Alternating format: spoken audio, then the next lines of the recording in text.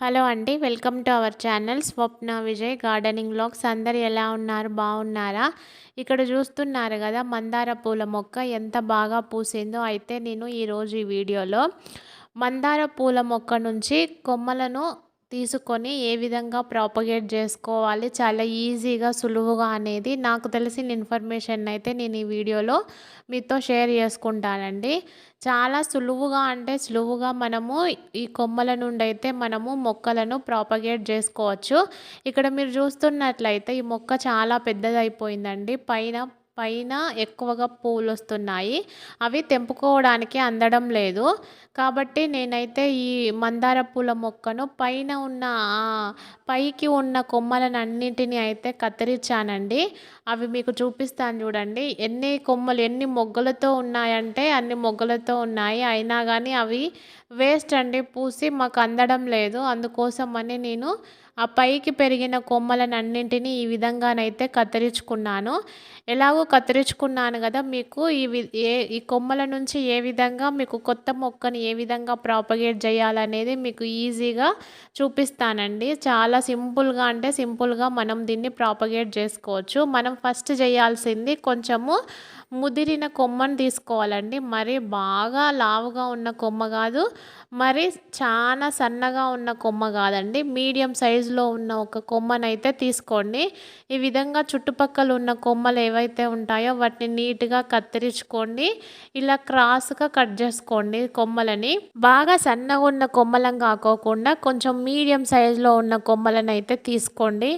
మరి బాగా సన్నంగా ఉన్నవైతే అంత బాగా రావు. అలా అని బాగా లావుగా ఉన్న కొమ్మలు కూడా రావు. కొంచెం మీడియం సైజు ఇక్కడ నేను చూపిస్తున్నాను కదా వీడియోలో, అట్లాంటి కొమ్మలను అయితే తీసుకోండి. నీట్గా ఈ విధంగా కింది భాగాన్నంతా ఆకులు లేకోకుండా కత్తిరించుకోండి. ఈ ఆకులు ఉన్నాయనుకోండి, వీటికి కావలసిన ఫోటోసింథసిస్ అవి ఇంప్రూవ్ కావడానికే ఎనర్జీ కావాల్సి పడుతుంది కదా. కాబట్టి వీలైనంత ఎక్కువగా మనము ఆకులను కత్తిరించుకోవాలి. ఒక 2-3 ఆకులు ఉంటే చాలు, అంతే సరిపోతుందండి పైన భాగంలో.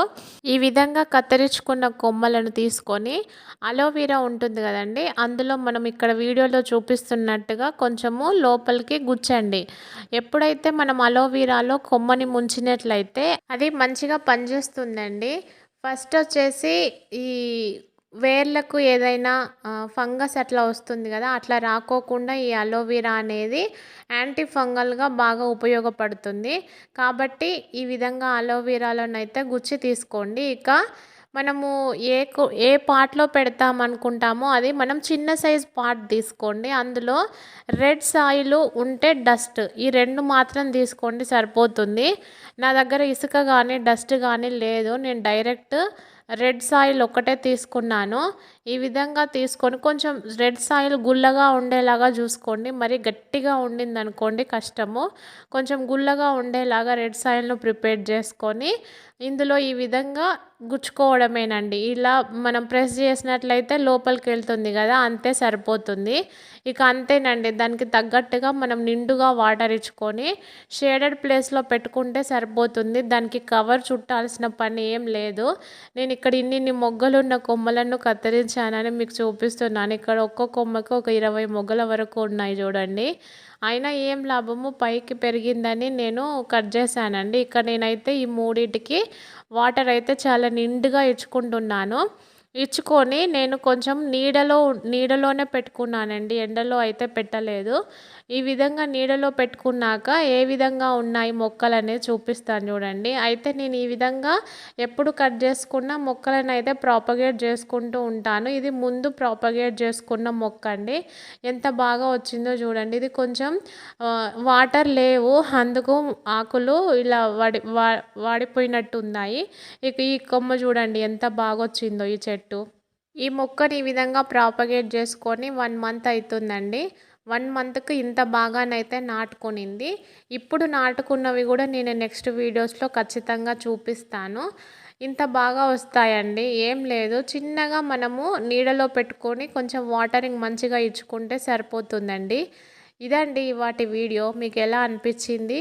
ఈ వీడియో నచ్చినా లేదు నేను చెప్తున్న ఇన్ఫర్మేషన్ నచ్చినా ఛానల్ని లైక్ చేయడం మర్చిపోవద్దండి. మరొక మంచి వీడియోతో మళ్ళీ కలుద్దాం. అంతవరకు ఉంటానండి. Thank you all. మొక్కలను పెంచడం అనేది చాలా సులువండి. కొంచెం ప్రేమతో పెంచినట్లయితే మనకు బాగా నాటుకుంటాయి మొక్కలు. మన మన మనది ఖచ్చితంగా మన మాటలనేది మొక్కలు వింటాయండి. నేను ఖచ్చితంగా చెప్పగలను. కాబట్టి వీలైనంత ఎక్కువగా మొక్కలను పెంచుకోండి. ఓకే అండి. Thank you all.